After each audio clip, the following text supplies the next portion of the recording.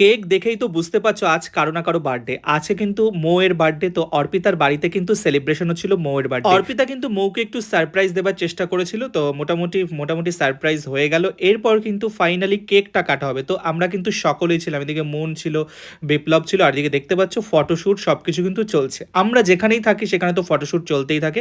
এরপর কিন্তু ফাইনালি কেকটা কাটা হবে। অর্পিতা, মৌ আর মুন তিনজনে মিলে কিন্তু কেকটা কেটে নিচ্ছে। আর তোমাদের কি যে বলবো, কেকটা যে কি অসাধারণ খেতে ছিল। আর আমিও কিন্তু চকলেট কেক খেতে খুব ভালোবাসি। ফাইনালি কেকটা খেয়ে নিলাম।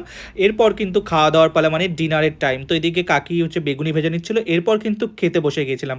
আজকে কিন্তু ছিল অর্পিতার হাতের স্পেশাল কিছু আইটেম, এদিকে কিন্তু রাজাও ছিল। আমিও কিন্তু খেতে বসে গিয়েছিলাম, খিদে বেশ পেয়ে গেছিল। আর অর্পিতা কিন্তু বানিয়েছিল মিক্সড ফ্রাইড রাইস, তার সাথে চিকেন কষা। আর দুটো আইটেমে কিন্তু জাস্ট অসাধারণ হয়েছিল। অর্পিতার রান্নাগুলো নিয়ে তো আর নতুন করে কিছু বলার নেই। শেষে কিন্তু বেগুনিটা পেয়েছিলাম, বেগুনি দিতে একদমই ভুলে গেছিলো। তো ভিডিওটা কেমন লাগলো